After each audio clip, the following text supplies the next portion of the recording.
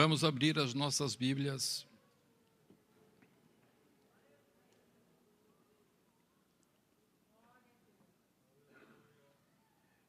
Em 1 Coríntios, capítulo 10.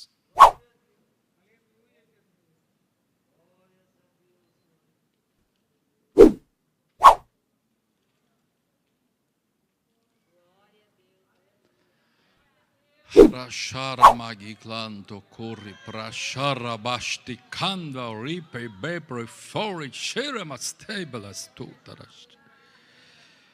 1 Coríntios, capítulo 10. Diz assim a santa palavra de Deus. Versículo 15. Falo como a criteriosos, julgai vós mesmos o que digo. Porventura, o cálice da bênção que abençoamos não é comunhão do sangue de Cristo? O pão que partimos não é a comunhão do corpo de Cristo? Porque nós, embora muitos, somos um.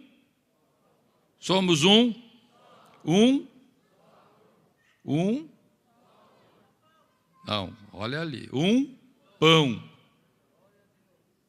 É isso que está escrito ali? Um pão. Porque nós, embora somos muitos, somos. Tem gente que não leu e chutou e errou.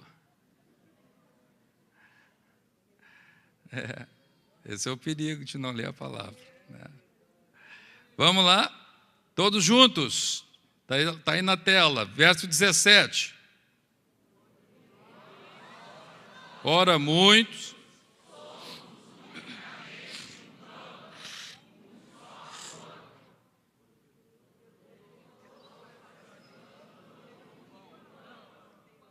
Aleluia, glória a Deus. Amém.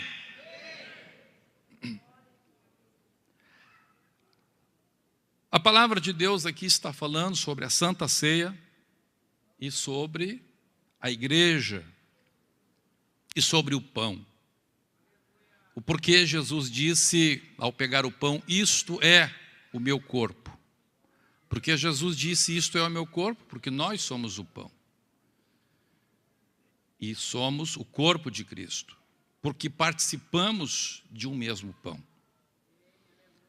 O pão vivo que desceu do céu, e na Santa Ceia participamos deste pão material que alimenta o nosso corpo e faz com que o mesmo pão esteja em todos os corpos. Assim como o mesmo Espírito, o Espírito Santo, deve estar em todos os espíritos.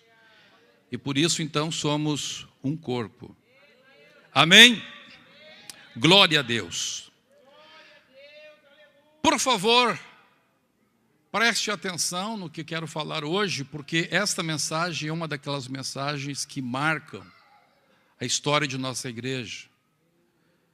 Assim como a mensagem de terça-feira marcou a vida de muitos, e se vocês reassistirem a mensagem de terça, cada vez que reassistirem a mensagem de terça passada, Deus vos fará algo novo, vos dará uma nova revelação e vos capacitará ainda mais para fazer a obra de Deus. E essa mensagem de hoje também, ela vai fazer um marco na história de nossa igreja, inclusive será transformada em um livro. A palavra de Deus está dizendo aqui que a igreja, nós, portanto, somos um corpo, somos o pão. Agora, o que é a igreja? Existem dois pontos de vista para nós dizermos o que é a igreja. Existe o ponto de vista a partir da terra e o ponto de vista a partir do céu. Quando olhamos a partir da terra, a igreja é o conjunto de pessoas, ou assembleia de pessoas, que foram chamadas para fora do mundo. E sendo chamadas para fora do mundo, aceitaram o chamado de Deus, rejeitaram a velha natureza e o mundo e nasceram de novo. E uma vez nascidos de novo, são agora não somente chamados, mas são também escolhidos. A palavra de Deus diz que no céu entrarão somente os escolhidos. E também diz a palavra que muitos são os, mas quantos escolhidos? Poucos os escolhidos.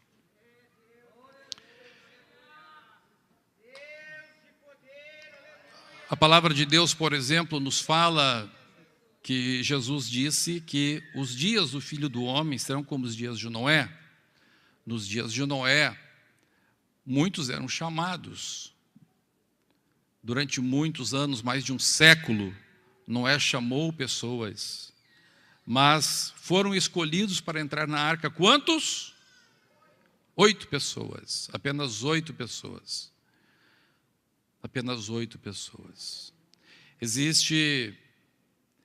Existe um cálculo, o cálculo mais modesto de quantas pessoas existiam na face da terra naquele tempo era de 120 milhões de pessoas, e dessas 120 milhões de pessoas, 8 entraram na arca, 8 foram escolhidos. Se fosse mantida essa proporção, matematicamente exata, a Bíblia não fala isso, apenas Jesus disse que vai ser como, vai ser semelhante. Mas se fosse mantida essa proporção matemática, imagine, 120 dividido por 8, dá quanto? 120 milhões dividido por 8, dá quanto? 15 milhões. 15 milhões. Apenas uma pessoa para cada 15 milhões. Então, se nós compararmos o Brasil com 210 milhões, quantas pessoas? Divide 210 por 15.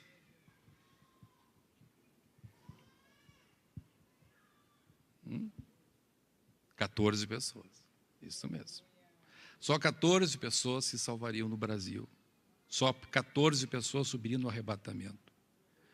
Se trouxéssemos, repito, matematicamente, exatamente, e se realmente houvesse 120 milhões de pessoas naquele tempo, não devia IBGE para fazer o censo. Mas isso nos mostra o quão poucas pessoas subirão no dia do arrebatamento da igreja. Jesus disse, muitos serão chamados, mas poucos os escolhidos. Ele falou isto. E ainda o Senhor Jesus disse que por se multiplicar a iniquidade, o amor se esfria de quase todos. Então, meus irmãos, quando falamos de igreja, quando falamos de salvação, falamos de algo muito sério. E devemos tratar isto com todo cuidado, e devemos tratar isto como o assunto mais importante que existe em nossa vida. Jesus disse que somente consegue entender e receber o reino de Deus uma pessoa que faz como um homem que, descobrindo um tesouro num campo, ele vai e vende tudo que tem para comprar aquele campo e ficar com o tesouro que está no campo. Jesus também disse, se alguém quiser vir após mim, deve fazer o quê? Negue-se a si mesmo. Não é só negar bens, não é negar coisas, não é negar cigarro, cachaça.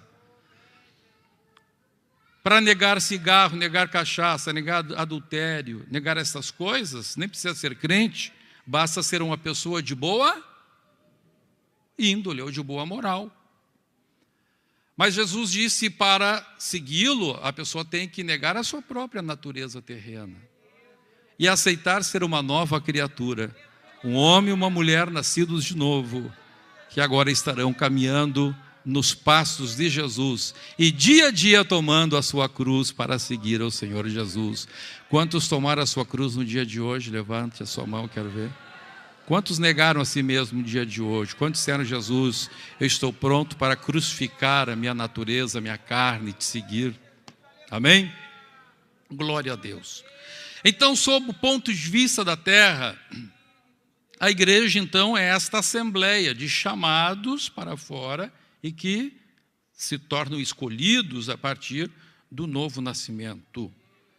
Glórias a Deus. Por isso, igreja, eclésias. Aquele que é chamado para fora, eclésias, um grupo, uma assembleia. Chamados para fazer parte, então, desta assembleia. Eclésia, daí vem igreja, na transliteração do grego para o português. Agora, meus amados irmãos, a palavra de Deus nos fala que Deus, então, dá para esta igreja, para este grupo, esta assembleia, Deus dá também algo em relação aos homens. Então, o conceito de igreja em relação aos homens, primeiro, são pessoas, seres humanos chamados para fora e escolhidos por Deus mediante o novo nascimento. Mas a palavra de Deus também nos fala, e vamos ler a palavra de Deus, vamos ler a Bíblia Sagrada, em 2 Coríntios, capítulo 2, ou 2 Coríntios, melhor, capítulo 5, e verso 18, diz assim a palavra de Deus, que tudo provém, está aí na tela? 2 Coríntios 5, 18, está na tela? Todos juntos então, 1, 2, 3.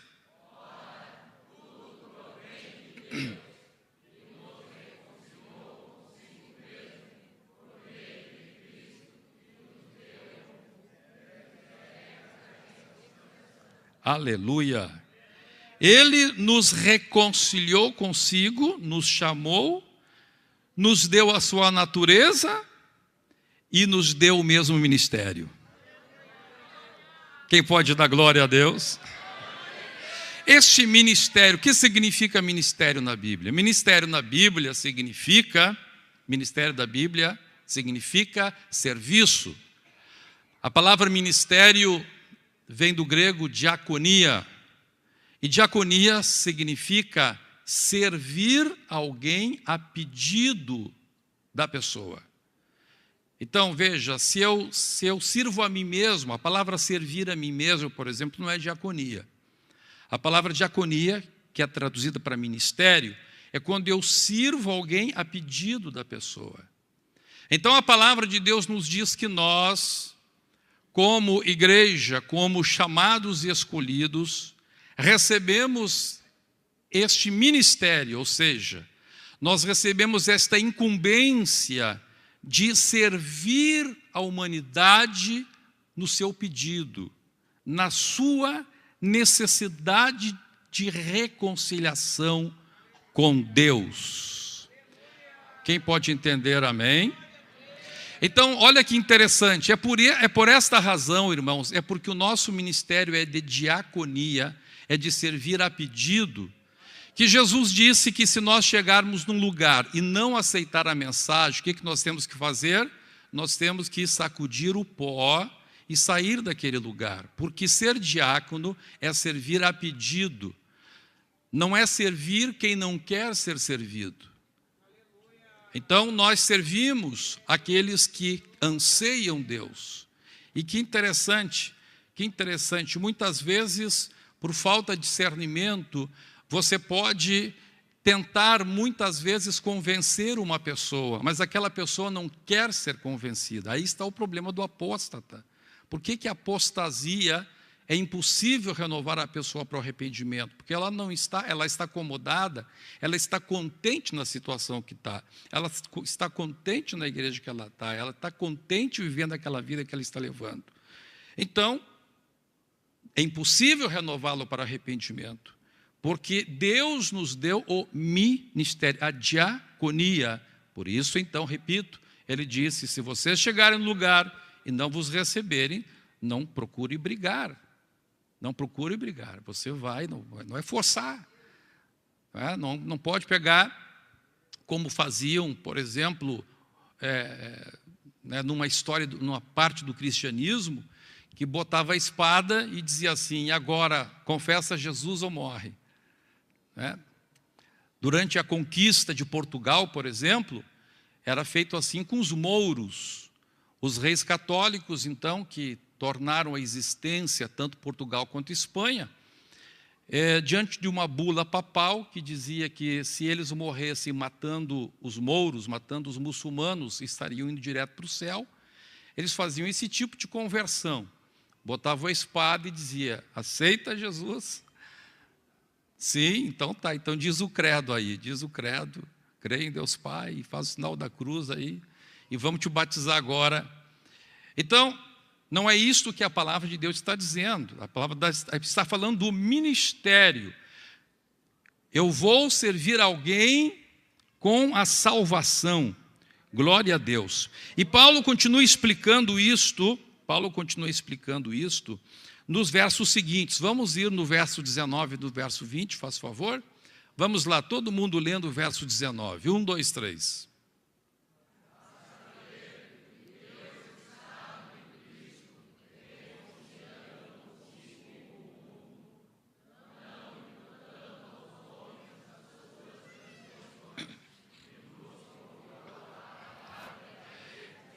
Então a palavra de Deus está dizendo que nós podemos levar o ministério da reconciliação com qual instrumento? A espada?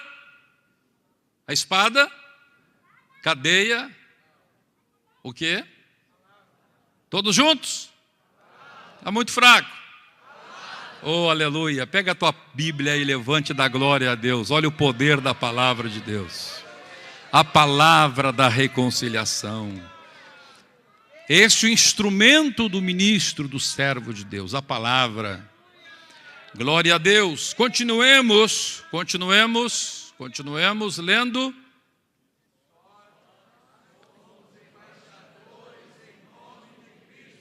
Então, nós somos... Então, veja, sob a ótica do céu, agora já começamos a partir para a ótica do céu. Como, sob a ótica do céu, nós somos... Diga para quem está ao seu lado: você é um embaixador. Ou você é uma embaixatriz. Aleluia. Diga para a sua irmã, que nome bonito, uma embaixatriz. Aleluia.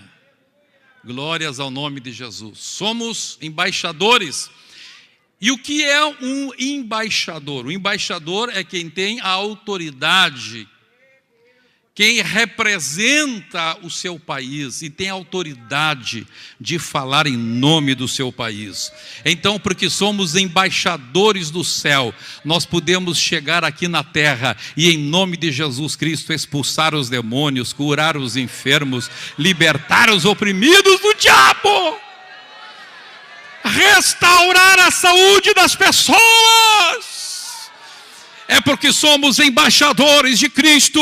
É por isso que, em nome de Jesus, nesta noite, estaremos repreendendo as enfermidades e ministrando cura divina em asma, em bronquite, em bronquiolite, seja qual for os problemas que existem pulmonares. Deus vai fazer milagres aqui hoje. E se você crê, levante a sua mão e diga: eu creio. Proclame, confesse com a sua boca: eu creio.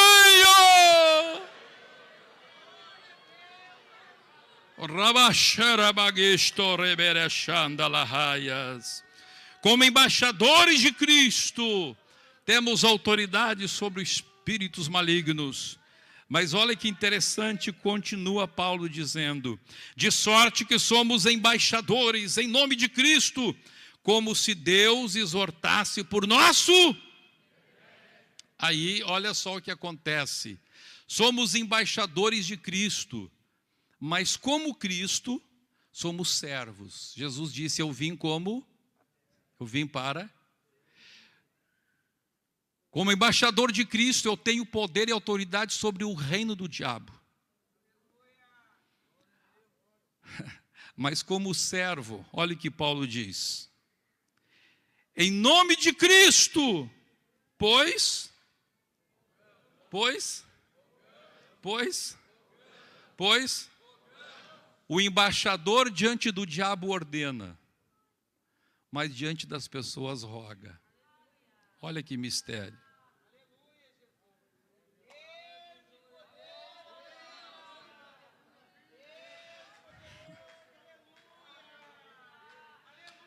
Aleluia. Por isso Paulo diz, sendo livre de todos, fiz-me escravo de todos. E ele continua dizendo assim, fiz-me de tudo para com todos, para de todos os modos salvar alguns.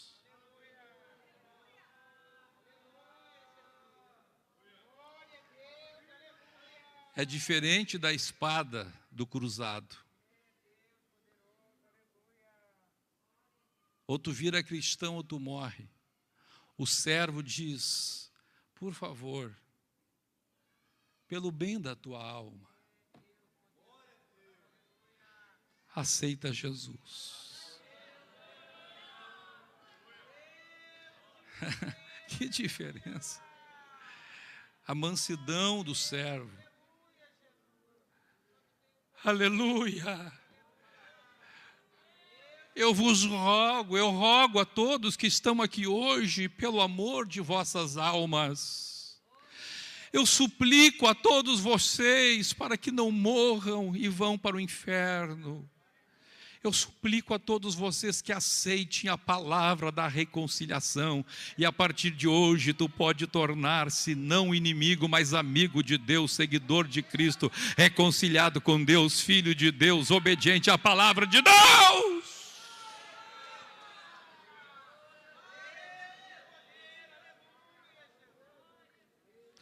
Glória a Deus, aleluia. Pegue na mão do teu irmão agora, por favor. Pegue na mão irmão, irmã com irmã, não sei que seja esposo, seja família. E diz assim para ele, irmão. Olha para ele aí, um por um. De dois em dois, tá? Olha para ele e diz assim, irmão. Eu te rogo, seja fiel. Para que nós dois possamos entrar no céu. Eu quero ser teu servo. Eu quero te ajudar nisso. Eu não quero apontar o dedo para ti quando estiver errado. Eu não quero botar uma espada no teu pescoço. Como servo, como teu servo, eu quero te ajudar a chegar lá. Eu te suplico, eu te rogo, seja fiel.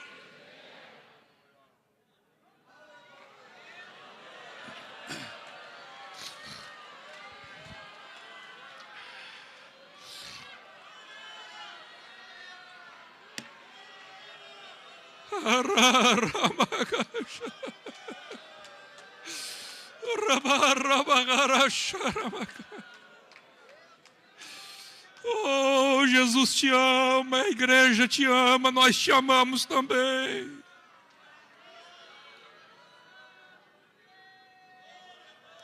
Eu quero entrar contigo no céu.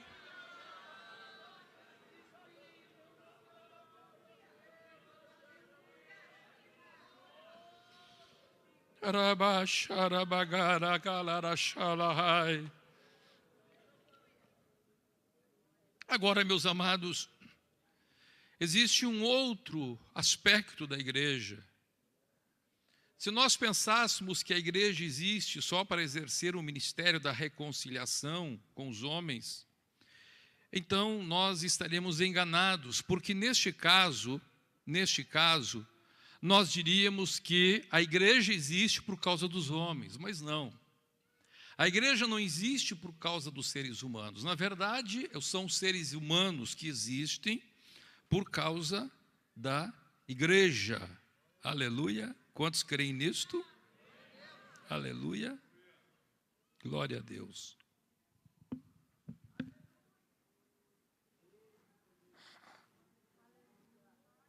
Vamos ler a Bíblia Sagrada em 2 Coríntios, capítulo 4, e verso 15. Vamos ler, por favor.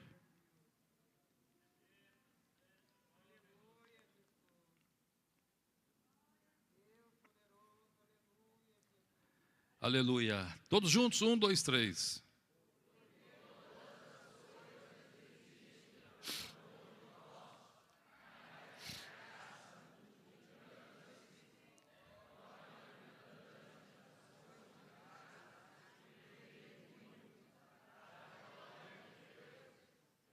Aleluia. Deus criou todas as coisas para daqui tirar a igreja. Agora vamos ler Efésios 3, 8 a 11. Aí fica mais claro este assunto. Efésios 3, 8 a 11. Está na tela já? 1, 2, 3.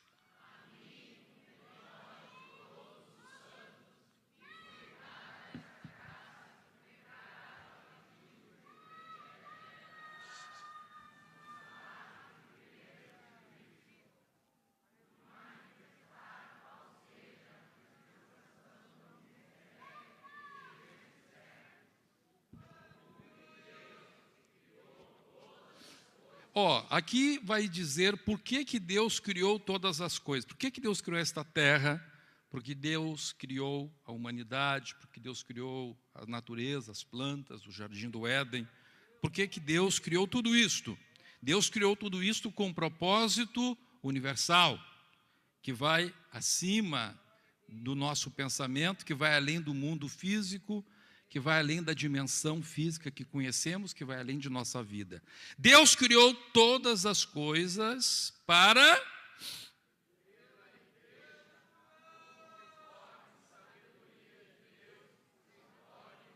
Então, a Bíblia está dizendo que Deus criou todas essas coisas que nós conhecemos com um propósito universal, com uma razão que vai além da Via Láctea, que vai além do mundo físico. É uma razão que penetra na eternidade. Por isso diz a palavra de Deus em Efésios capítulo 1, verso 4, que desde antes da fundação do mundo, Deus já tinha nos escolhido em Cristo. Antes da fundação do mundo, Cristo já estava com a sua obra pré-formada por Deus. E nós saindo de Cristo para formar esta igreja, para que por meio da igreja, por meio destes escolhidos, Deus mostrasse a sua multiforme sabedoria. Vamos lá, continuemos.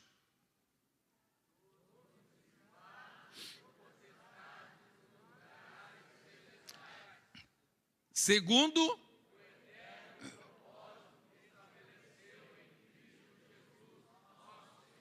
então olha o que Deus está dizendo. Deus está dizendo que a história da igreja não começa com Adão e Eva.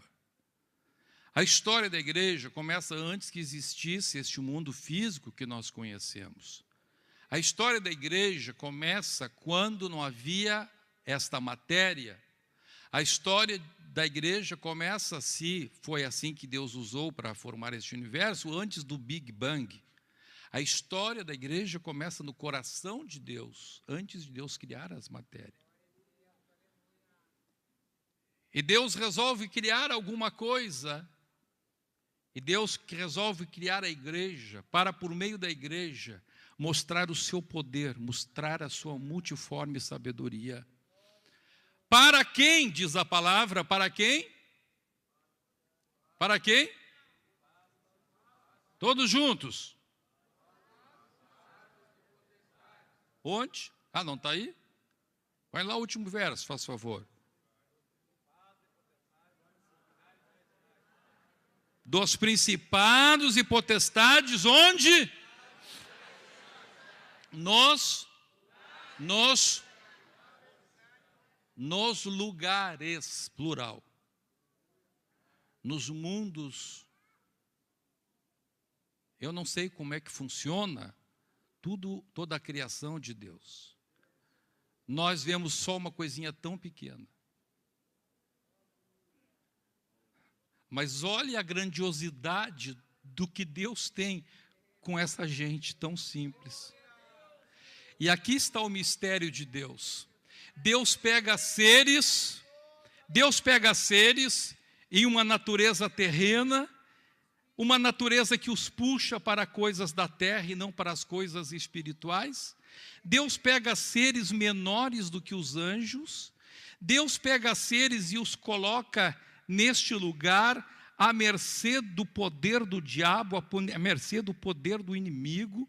Deus pega seres num mundo corrompido, num mundo de desamor, de ódio, de pecado, e do meio deste mundo tenebroso e pecador, do meio, oh aleluia, e das barbas deste inimigo terrível, e de debaixo das garras dele, Deus cria um povo zeloso, purificado, lavado no sangue de Jesus, para mostrar aos principados e potestades a sua glória.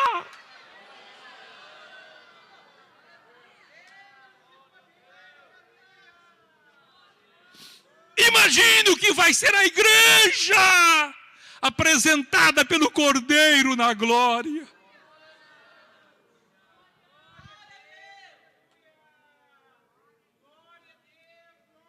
É por isso que é difícil ser crente. Porque eu quero dizer para você que não é difícil ser crente, é impossível ser crente, mas você é crente porque a glória de Deus te alcançou, a glória de Deus se manifestou na tua vida. Você é crente porque Jesus te chamou, você é crente porque aceitou o chamado dele, você é crente porque ele te fez nascer de novo, você é crente porque o Espírito de Deus entrou na tua vida.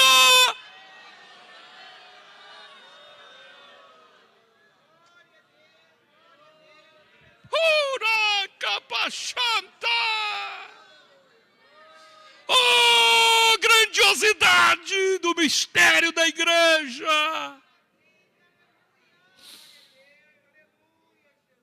Oh, glória! Oh, glória a Deus! Oh, glória a Deus! Oh, glória a Deus!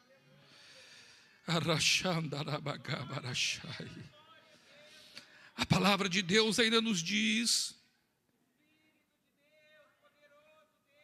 que Deus, neste seu propósito eterno para conosco, oh, aleluia, Ele quer nos usar para julgar o mundo. Vamos ler 1 Coríntios 6, 2-3. A igreja, portanto, olhando aqui na terra, é a assembleia de pessoas que tem o ministério da reconciliação. Isso no plano terreno. No plano celestial, no plano eterno, no plano universal, cósmico de Deus.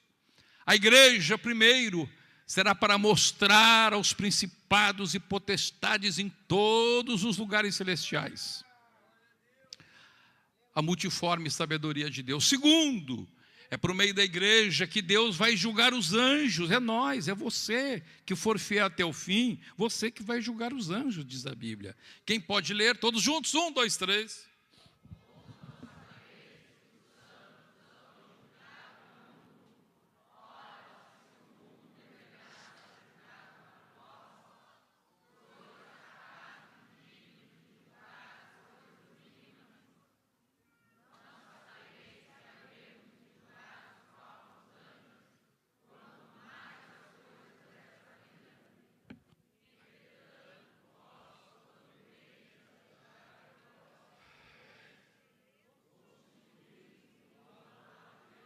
Só até aí, 1 e 2. Meus amados, a palavra de Deus está dizendo, olha só, que Deus tem o propósito de, por meio da igreja, julgar o mundo. É por isso, irmãos, que quando as pessoas olham para a igreja, do ponto de vista terreno, elas não entendem muitas coisas. Por exemplo, alguém diz assim: onde estava Deus quando os cristãos primitivos eram jogados na cadeia?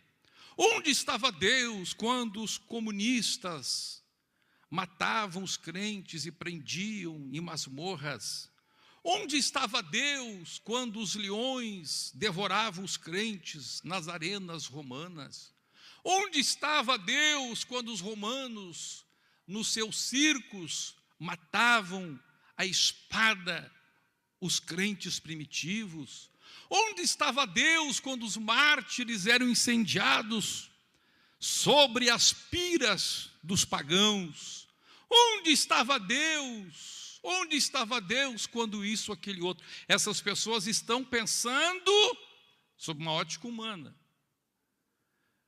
Mas Deus está dizendo, eu estou aqui. E quando um mártir morreu na pira, ele sofreu por 5 minutos. Quando um leão matou um cristão, o cristão sofreu, quem sabe, por 1 minuto. Quando um cristão morreu com tiro, nem sofreu. Só um impacto. Mas Deus vendo isso, Deus está dizendo, isto não é o fim da história. O fim da história está registrado ali em Apocalipse. Eis que eu vi um grande trono branco. E assentado sobre ele, aquele que há de julgar, e aquele que diz ao que vencer, dar-lhe-ei que se sente comigo no meu trono. Assim como eu venci e sentei com meu Pai no meu trono. A história não termina no martírio, a história não termina na sepultura, a história não termina nos sofrimentos terrenos, mas o apóstolo Paulo diz, eu estou certo que as tribulações do tempo presente não se comparam com a glória que há de ser revelada na igreja, a glória de estar assentado no juízo final, no trono de Jesus.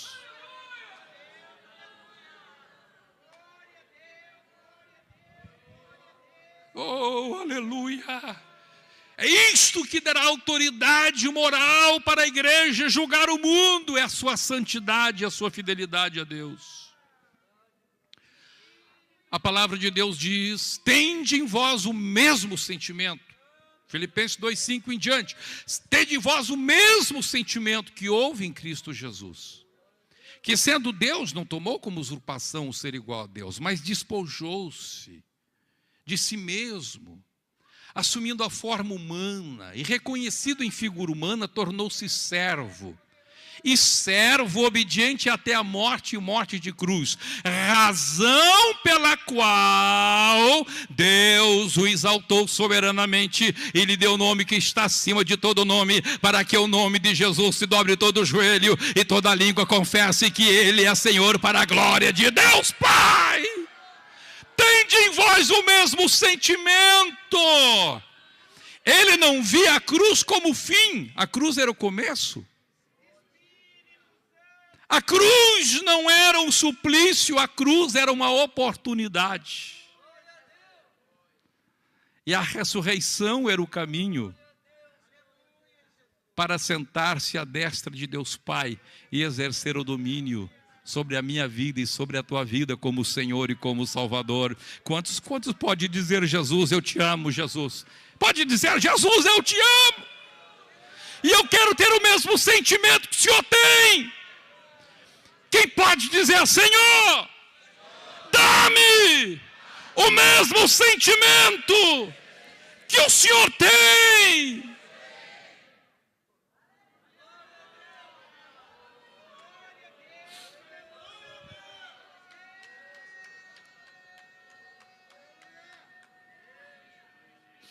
E em terceiro lugar, quando Deus olha do céu para a igreja, Deus olha do céu para nós, Ele vê algo ainda mais extraordinário.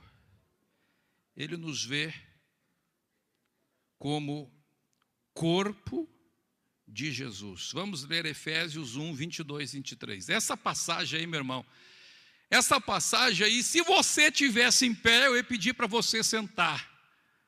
Meu irmão, é bom sentar, senão vai cair sentado.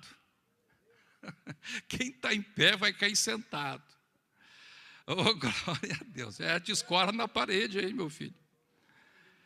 Olha o que diz a palavra de Deus, irmãos, isto é grande demais. É poderoso demais. Efésios capítulo 1, versos 22, 23, toda a igreja.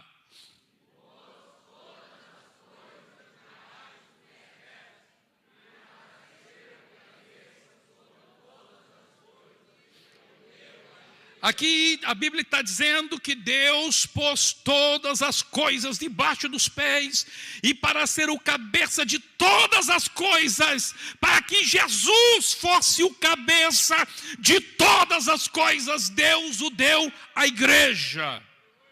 Olha só que mistério tremendo isso. Deus, no seu eterno projeto, no seu eterno plano, antes da fundação do mundo, fez tudo para este momento. Ele pega a igreja e dá Cristo para a igreja como sua cabeça. E agora que diz, continua. A qual, está falando de quem então? Falando de quem? A qual é o seu corpo. Meu Deus. Meu Deus. Olhe o projeto que Deus tem com a igreja, de ser a plenitude, de ter a plenitude daquele que enche todas as coisas.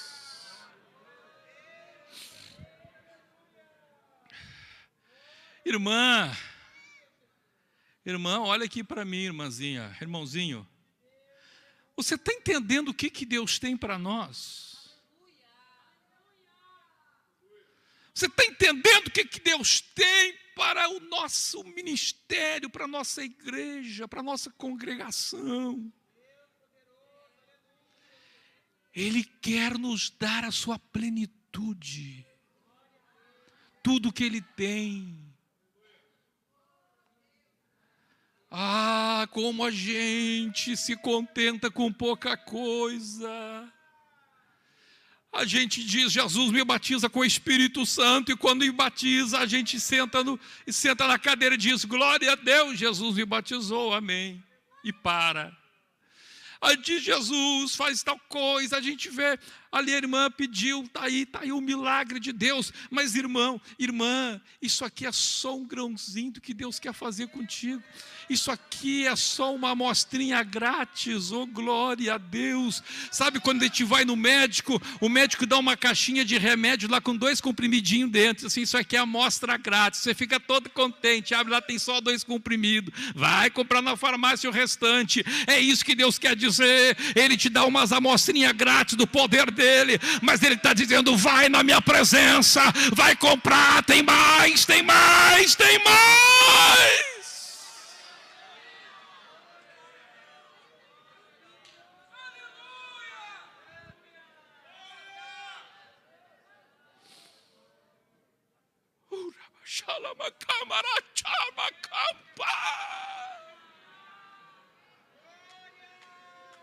Ai, que fome de buscar a Deus!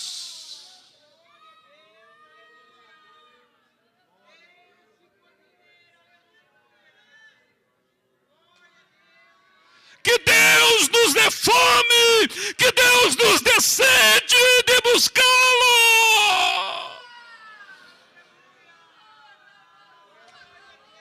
Buscar a sua plenitude.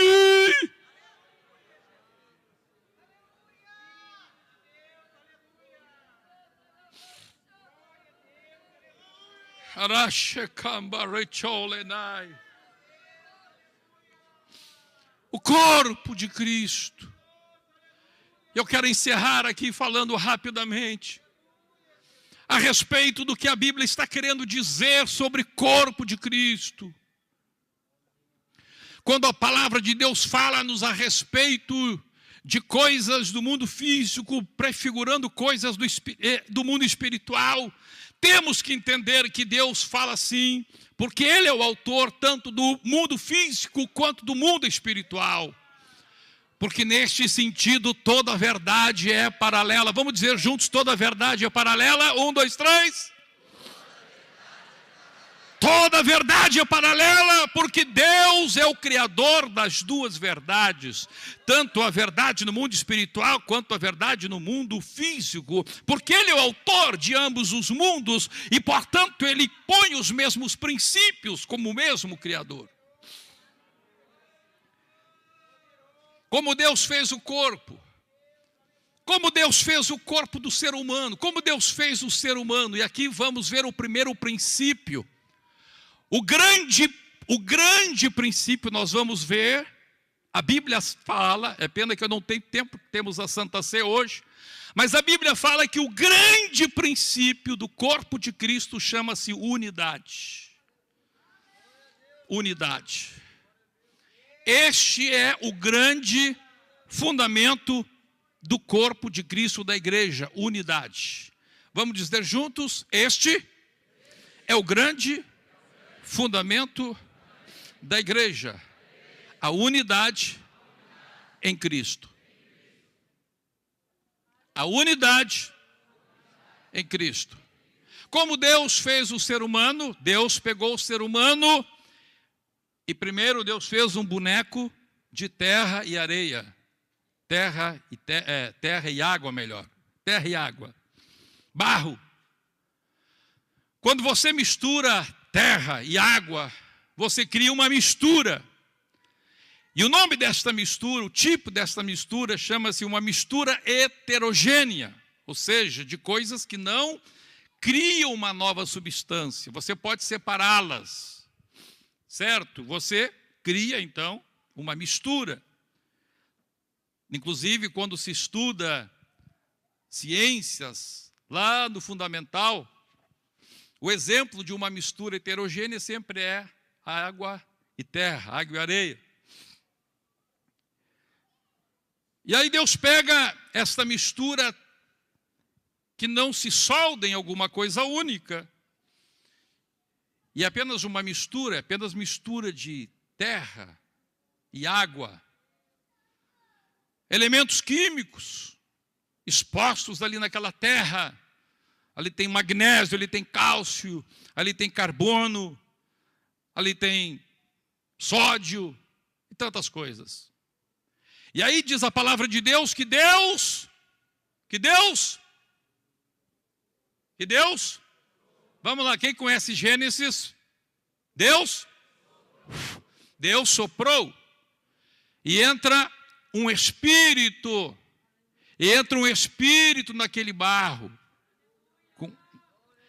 E diz a Bíblia que quando entra um espírito naquele barro tornou-se o quê? Tornou-se o quê? Tornou-se o quê? Alma vivente. Então, o grande fundamento da igreja é que ela é uma unidade. A igreja não é união. Não é união, diferente. No Antigo Testamento, antes de existir a igreja, aí era união. Por isso, no Salmo 133 diz: ó, que bom e quão suave é que os irmãos vivam em união. União é o barro é união. Está unido, mas pode desunir. Mas unidade é quando é uma só coisa. Diferente. Quem entendeu a diferença entre união e unidade? Amém? A igreja não é uma união, a igreja é uma unidade, é um corpo. E esse é o princípio fundamental de um corpo. Um corpo é uma unidade. E agora então a palavra de Deus mostra-nos que a primeira razão da existência desta unidade, de um corpo ser uma unidade, é que tem um só.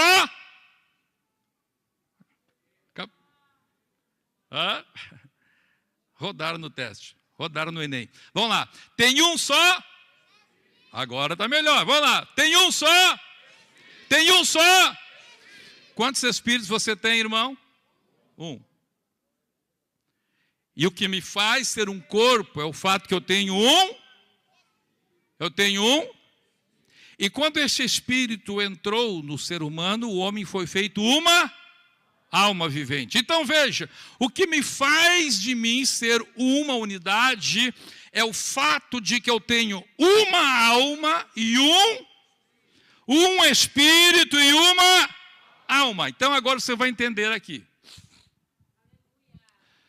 Vamos supor que eu pegue um rim meu. Eu pego um rim meu. Eu tenho 2 rins, certo? Eu pego um dos rins, dou para alguém, em vida ainda, dou um rim para alguém. Alguém que está morrendo lá, parente, irmão, querido, amigão, não quero ver morrer, dou meu rim. Fico com um e dou o outro. Um pedaço do meu corpo vai ser colocado no corpo da outra pessoa. Concorda comigo? Sim? Agora eu pergunto, aquele rim, ele continua sendo Humberto ou vai ser o Pedro? Se for para o Pedro. Hã? Mas ele não é meu? Ele é meu, claro, eu dei para ele. Bom. Olha que interessante, o rim era meu, mas não era eu.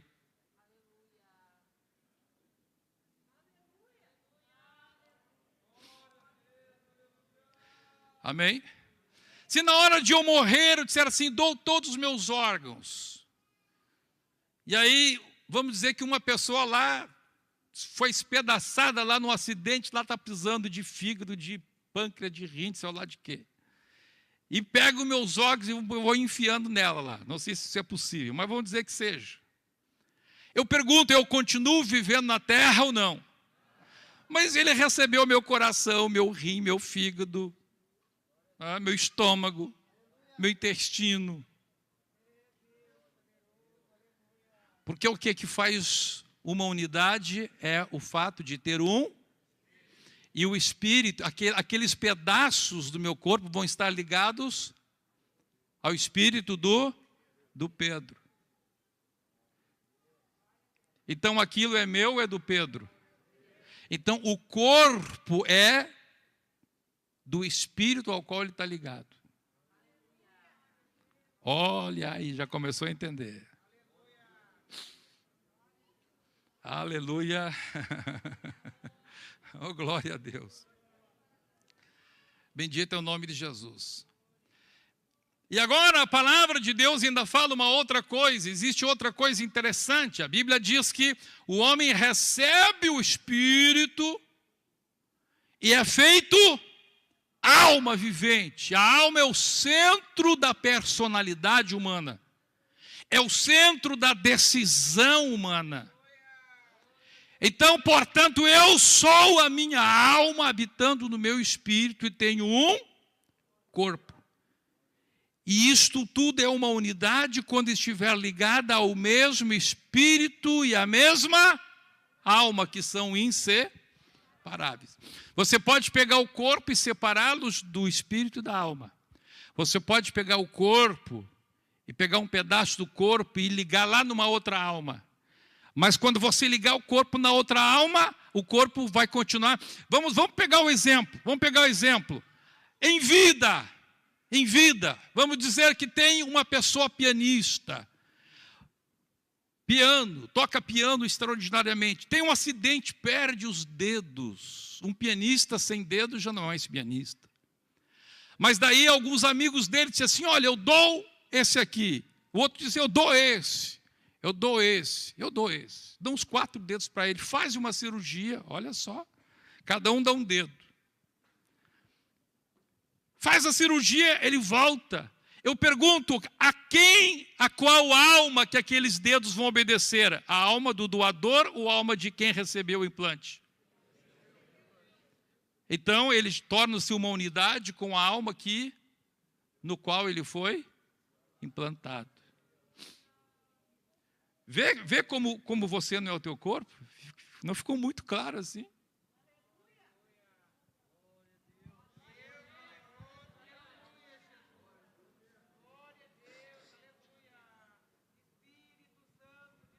Então, olha o que a palavra de Deus nos fala. A palavra de Deus nos fala, irmãos, que Deus então cria a sua igreja, o seu corpo. Nós podemos dizer que existe o corpo universal de Deus, a igreja invisível, que está no mundo inteiro,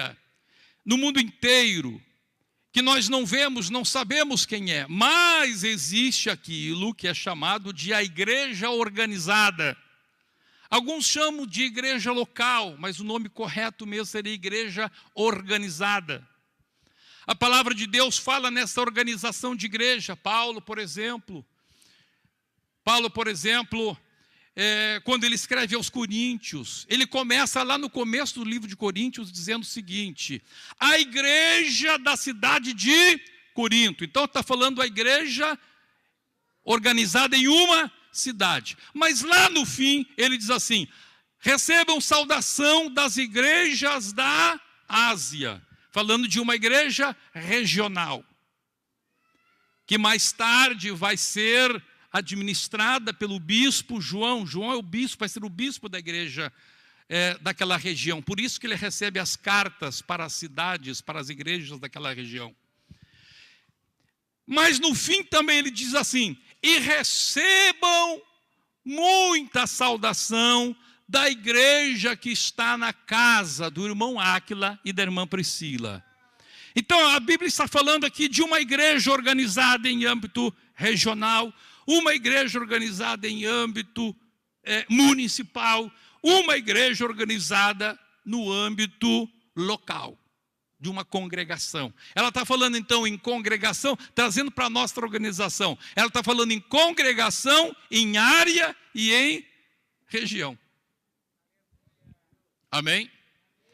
Então veja, assim como existe este corpo chamado Igreja Universal, existe este corpo chamado Igreja Organizada, que no nosso mundo moderno está organizada em denominações.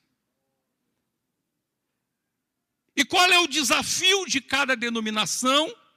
E depois de cada região, e de cada área, e de cada congregação, aproximar o mais possível que todos os membros da igreja organizada sejam também chamados.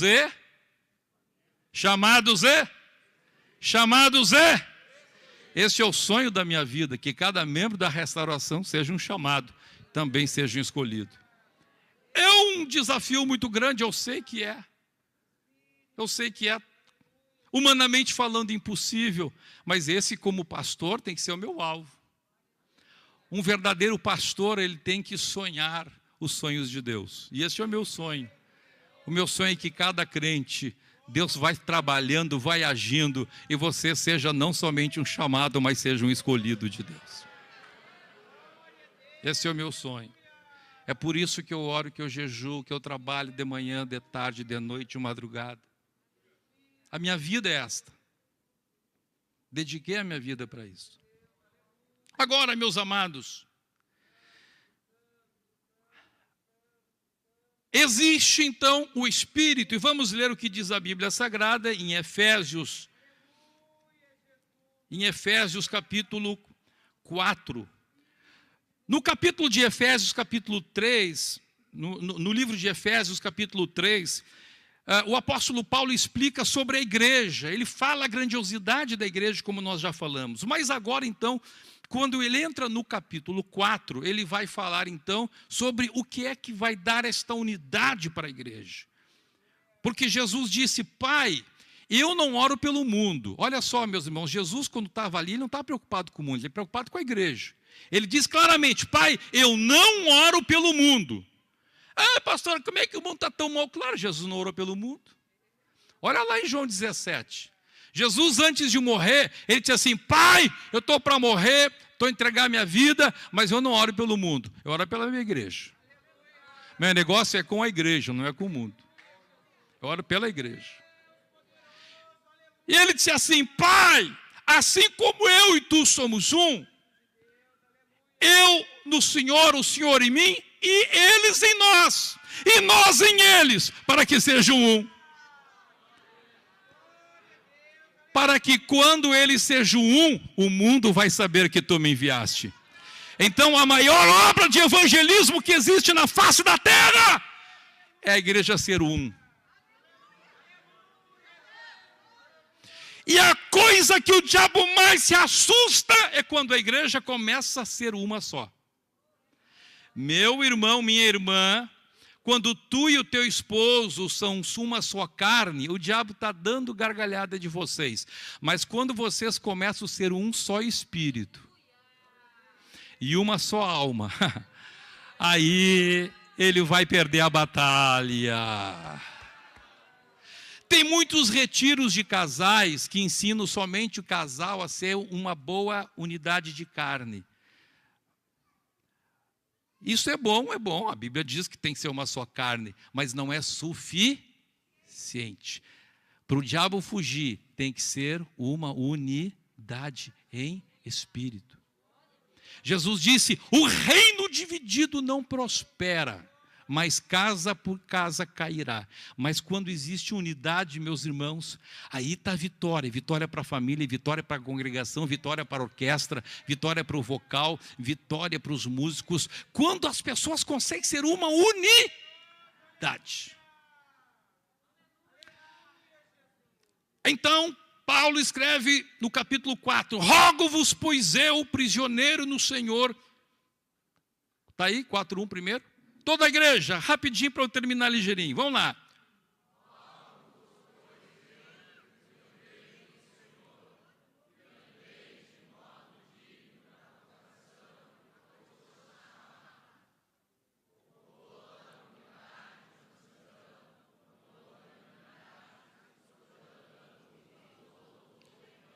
Olha, Paulo está dizendo, meus irmãos, se vocês são embaixadores de Cristo, se vocês foram chamados para julgar o mundo, se vocês foram chamados, se Deus criou vocês para mostrar a sua multiforme sabedoria, se Deus criou a igreja para isto, então andeis de modo digno da vocação a que fostes chamados.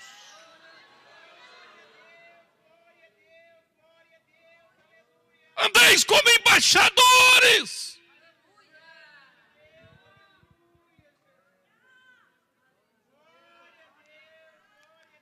E aqui olha o que diz o verso 3. Todos juntos. Qual é o verbo? Qual é o verbo? Qual é o verbo? Qual é o verbo? Qual é o verbo? Esforçando-vos. Qual é o advérbio? Qual é o advérbio? Intensamente. Pelo quê? Se esforçando para quê?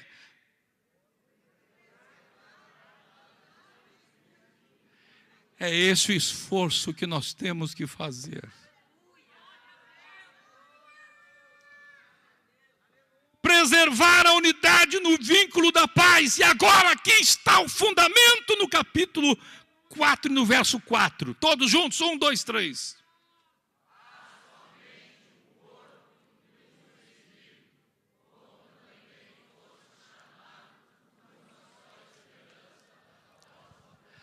Aqui está o fundamento, igreja.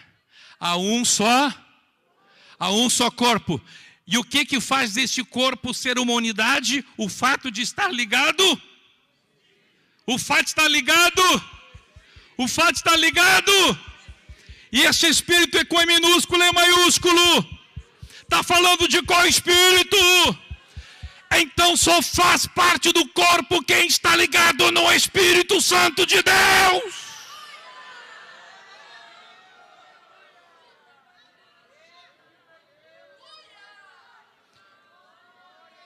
Se sair fora, se desvincular do Espírito Santo e for ligado a outro corpo, pode continuar pregando, pode continuar cantando, pode continuar tocando, pode continuar profetizando, mas Deus vai dizer, não vos conheço, não vos conheço, não vos conheço.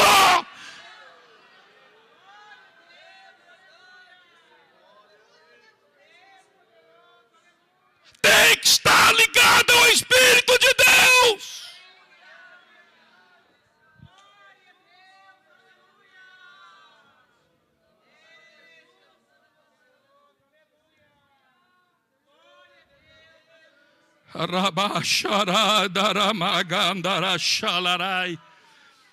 Pastor, e a alma? E a alma? A alma está ali no versículo 9. Glória a Deus. Vamos ler o 10. As horas passaram. Vamos rápido. Meu Deus do céu. Eu olho para o relógio e olho para aqui. Ai, Jesus. Amanhã eu tenho que viajar para a Índia. A Índia vão ser 26 horas de viagem ainda. Vamos lá, meus irmãos. Efésios capítulo 4. Verso 10. Todos juntos.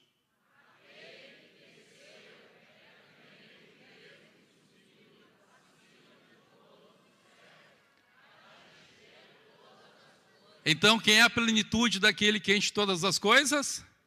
A igreja. E quem é aquele que enche todas as coisas? Jesus. Oh, glória. Aleluia. Verso 11.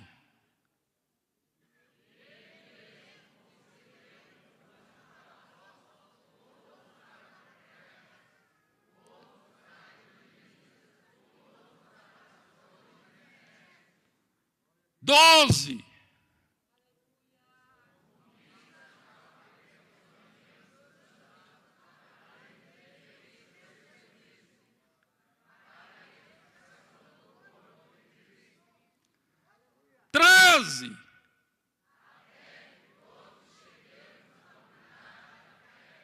Aleluia. Até que todos cheguemos aqui. Aqui, igreja. Aqui, igreja. Para que Deus deu eu para a igreja? Para que Deus te deu pastor, evangelista, mestre, profeta, evangelista? Para que Deus nos deu para a igreja? Qual é o propósito? Qual é o propósito? De levar a igreja a?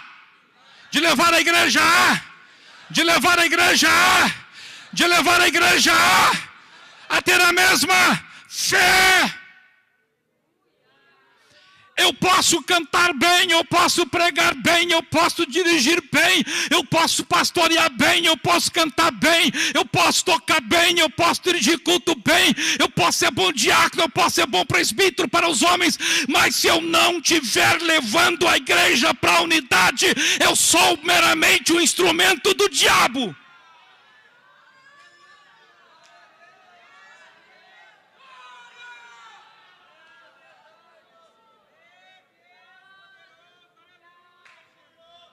Deus deu a mim ou você para levar a igreja à unidade.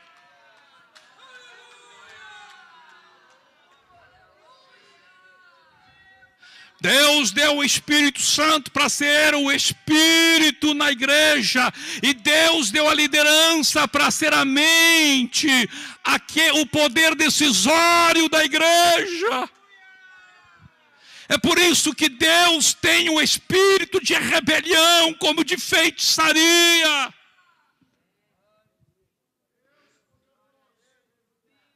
A palavra de Deus nos mostra, meus irmãos, ela nos fala de dois níveis de subordinação.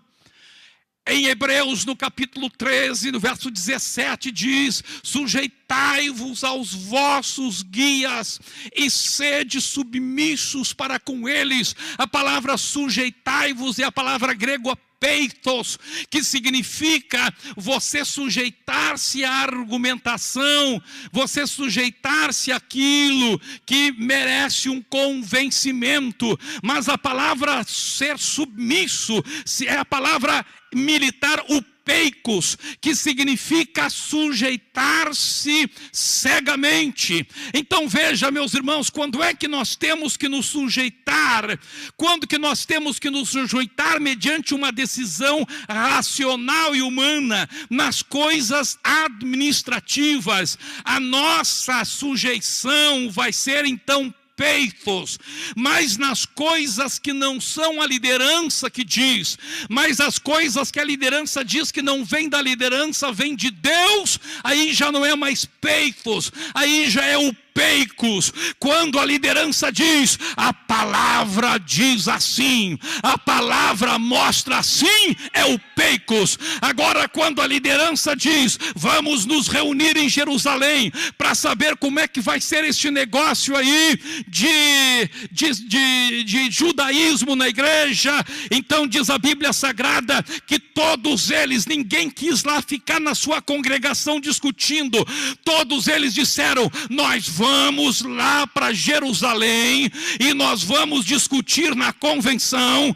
e o que ficar decidido na convenção, aí vai ser o peicos, aí não tem pio, não tem choro, aleluia. Então enquanto eles estão indo para a convenção, eles estão indo por peitos, eles estão indo por sujeição, mas quando chega na convenção, eles recebem a revelação de Deus, e eles escrevem parecer bem ao Espírito Santo e a nós, aí já não é mais peitos, aí já é o peicos.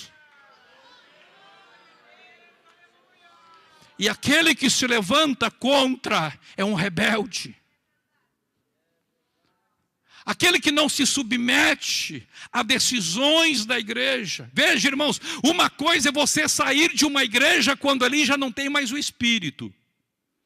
Se em uma igreja já estão indo contra a fé, contra a unidade da fé, contra a sã doutrina, contra aquilo que é determinado pelo Espírito, então aí sim, aí já não é corpo, mas enquanto ali está o Espírito de Deus, e você sai dali porque não concorda com uma decisão administrativa, você é um rebelde, e se você não se consertar, você vai para o inferno.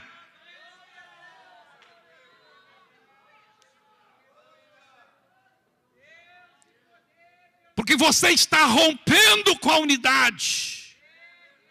Você está se levantando contra um princípio fundamental da igreja.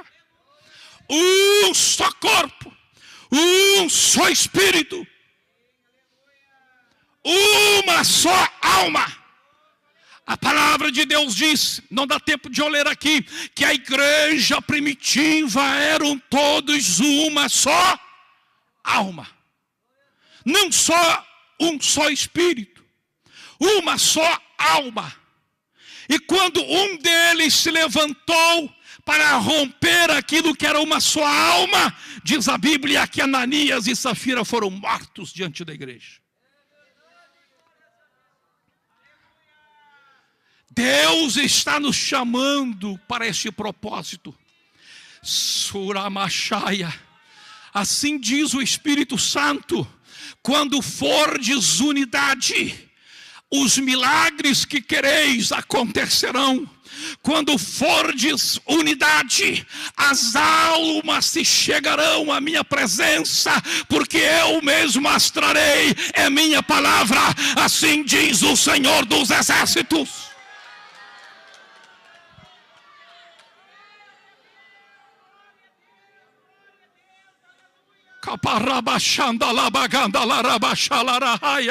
Quantos querem ser um só? Quantos querem que esta nossa igreja, este corpo administrativo, esta organização, esta igreja organizada, seja uma unidade na presença de Deus, que o mesmo Espírito governe, que todos estejam debaixo do mesmo propósito, e o inferno não tenha poder sobre a nossa igreja, o inferno não tenha poder sobre a tua família, sobre o teu lar, sobre a tua vida, sobre a tua saúde. Quem realmente quer isto, imediatamente ponha-se em pé, levante as suas mãos e comece a glorificar o nome do Senhor. Começa a dar glória a Deus, começa a dar glória a Deus, começa a dar glória a Deus, começa a glorificar o nome do Senhor. Comece a glorificar o nome do Senhor, comece a glorificar o nome do Senhor, comece a glorificar o nome do Senhor, comece a glorificar o nome do Senhor, comece a glorificar o nome do Senhor, comece a glorificar o nome do Senhor, comece a glorificar o nome do Senhor, comece a glorificar o nome do Senhor. Levante as tuas mãos aos céus e adore o Senhor. Eu sei que está quente, eu sei que você está cansado, eu sei que este calor deixa as pessoas indispostas aí no meio da igreja, mas faça o seu esforço agora e diga: Senhor, eu quero ser uma unidade, Senhor, eu quero fazer parte desta unidade, eu quero fazer parte deste projeto, eu quero entender este avivamento, eu quero fazer a minha parte. Deus, dá-me a tua graça. Shalabagadaраbaraba cantalabarara shandalaba cantalarahai. Isto mesmo, pode falar em novas línguas. Isto mesmo, vai glorificando o nome do Senhor, vai exaltando o nome do Senhor. Um só Espírito e uma só alma, um só Espírito e uma só alma, um só Espírito, uma só direção, uma só diretriz. Aleluia, na congregação, na família, na região, na igreja, em todas as nossas áreas, em todos os recantos, unidade, em todos os departamentos, em todas as superintendências, unidade.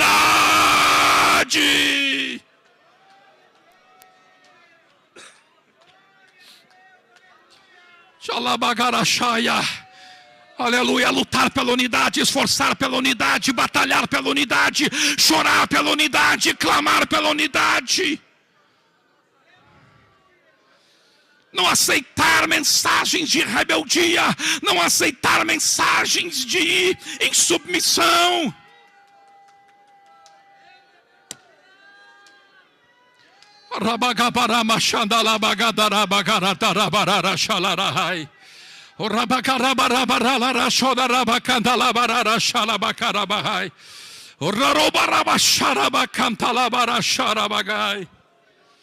Aleluia, aleluia, aleluia.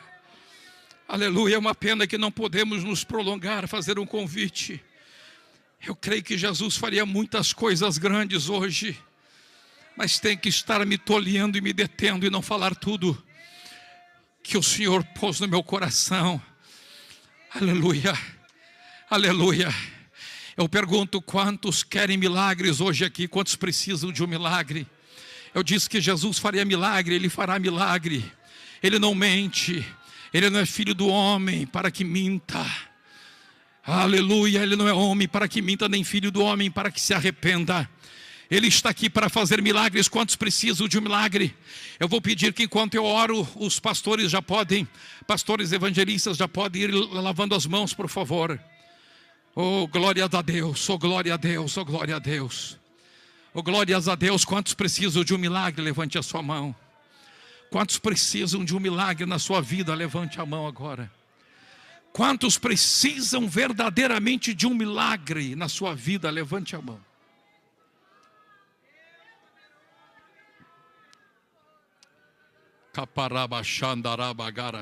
Levante a sua mão. Aleluia. Ele precisa de um milagre.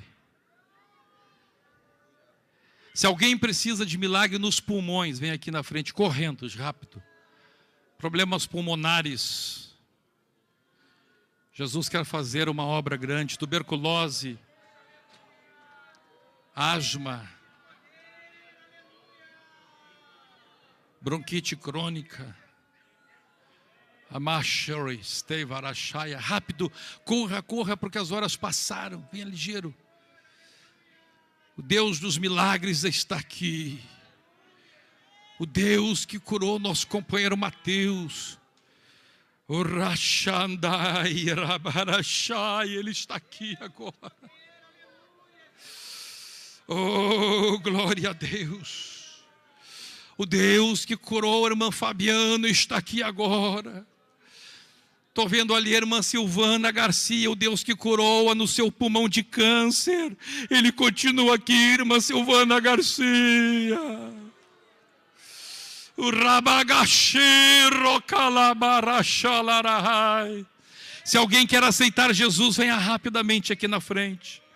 Eu rogo para ti, eu digo assim: por favor, meu amigo, por favor, minha amiga, aceita Jesus hoje, pelo amor da tua vida. Eu te amo, a igreja te ama, pelo amor da tua vida. Você que ainda não é crente, sai do seu lugar e vem aqui. Jesus quer se reconciliar contigo. Você que está desviado, eu estou aqui te apresentando a palavra da reconciliação.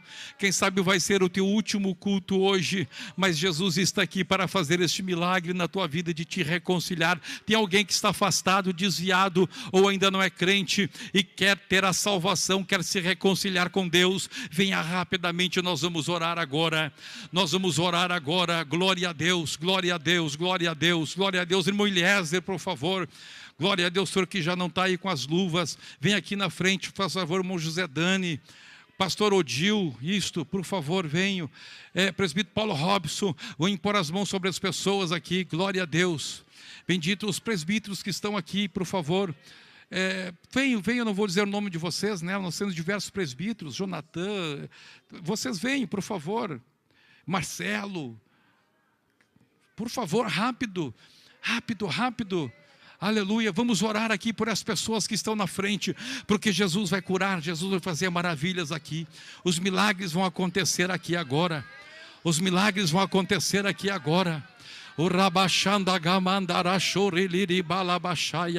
Senhor Jesus, em nome de Jesus agora, em teu nome, Jesus, como corpo de Jesus, como plenitude do corpo de Cristo, eu chamo agora, Senhor, a tua palavra como verdade, eu chamo a tua palavra como verdadeira, eu chamo a tua palavra como poderosa, eu chamo a tua palavra, Senhor Deus, como fiel, eu chamo a tua palavra agora, eu invoco a tua palavra, e sobre a tua palavra estamos impondo as mãos sobre essas pessoas, Senhor, aleluia, Senhor. Eu vou orar por este menino aqui agora, Senhor, em nome de Jesus. Eu ministro sobre este menino o milagre no seu pulmão, o milagre no seu pulmãozinho agora, Senhor.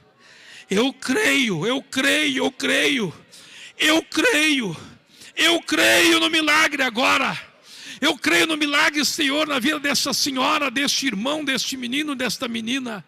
Eu creio no milagre de salvação, eu creio no milagre de cura, eu creio no milagre agora, Pai, em nome de Jesus, em nome de Jesus, em nome de Jesus.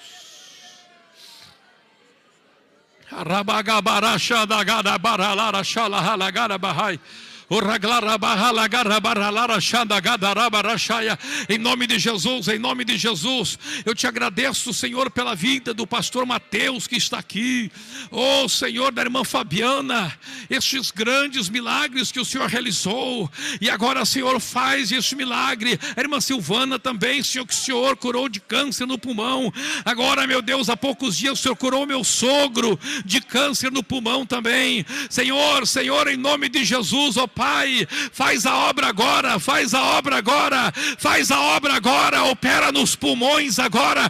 O Senhor diz: tudo que tem fôlego, louve o Senhor. É no pulmão que é produzido fôlego. O diabo quer tirar o fôlego, mas tu queres dar o fôlego agora. Eu ministro teu milagre na vida do meu irmão agora, na autoridade do nome de Jesus, em nome de Jesus, amém e amém. Podemos voltar para os nossos lugares crendo no milagre. Você vai dar testemunho do milagre que Deus fez esta noite. Oh, glórias ao nome de Jesus. Vamos pedir ao pastor Silvio e o pastor Francisco dirigirem esta Santa Ceia. Pastor Francisco, que está chegando de longe. Glórias ao nome de Jesus Cristo. Aleluia. Aleluia. Vamos ler a palavra. Já lemos a palavra da ceia lá em 1 Coríntios 10, mas vamos ler mais uma passagem em Mateus 26. Enquanto comia, tomou Jesus um pão e, abençoando-o, partiu e o deu aos discípulos, dizendo: tomai e comei, isto é o meu corpo. A seguir tomou um cálice e, tendo dado graças, o deu aos discípulos, dizendo: bebei dele todos, porque isto é o meu sangue, o sangue da nova aliança, derramado em favor de muitos para a remissão de pecados. E digo-vos que desta hora em diante não beberei deste fruto da videira, até aquele dia em que eu hei de beber novo convosco no reino de meu Pai.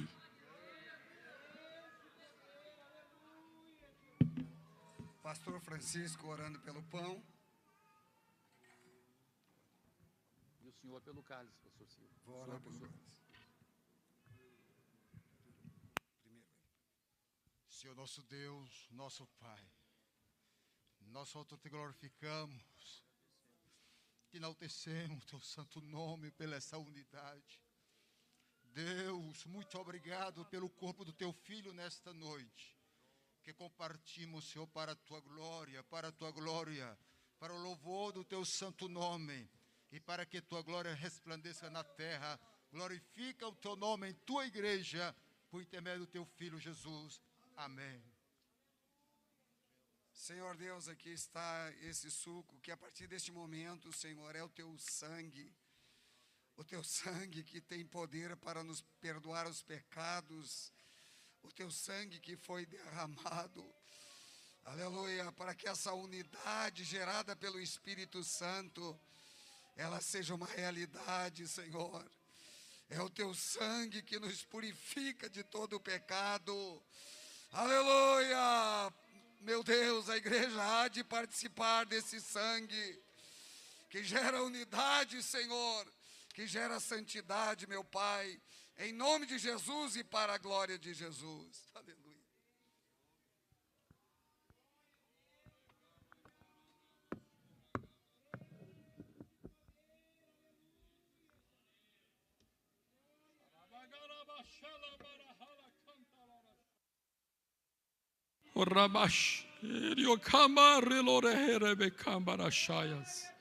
A igreja pode sentar, a orquestra tocando, por favor.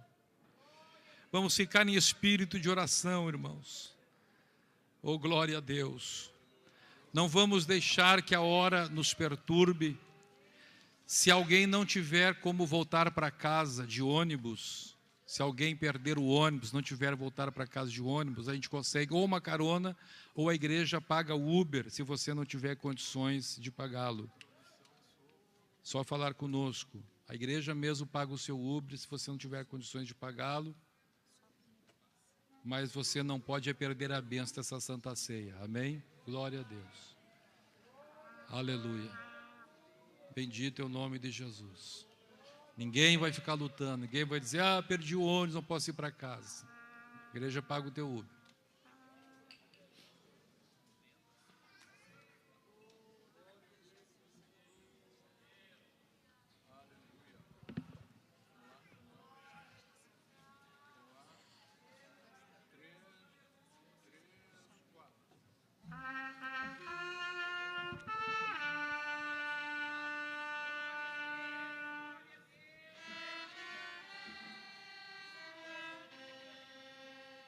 Shalabagabarashandalabakaraha. Orabashika barabarokipo chomanaba shalabarahalabahai. Sharabaragandara-sharamai. Urarashai, aleluia. Unidade em Cristo, irmão. Unidade, unidade, unidade, unidade. Unidade pelo Espírito. Unidade pelo Espírito. Unidade pela sujeição. Orabashanda gabastora barasharabaha. Orabashera baganda gabarasharabaha.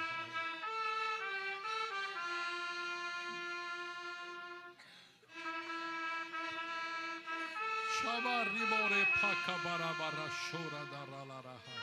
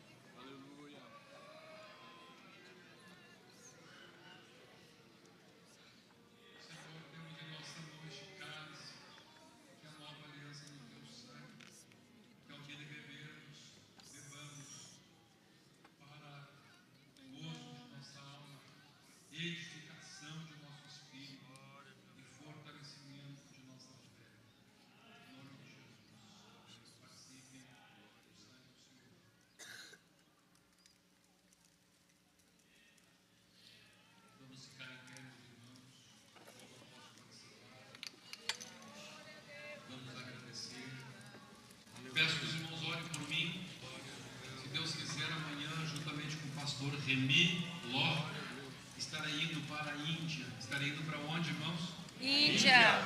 Orem por nós dois. Estaremos lá ministrando batismo, ministrando estudo, seminário para obreiros, seminário de treinamento para obreiros lá na Índia. Peço aos irmãos orem. Estaremos tratando também da possível formação de um instituto bíblico lá na Índia, no nosso ministério. Aleluia. Glória a Deus. Então, Ai, Espírito de Deus, amém. Vamos aleluia. sair amanhã, quando chegar lá na sexta-feira. E pastor Silvio, então, fica na presidência interina.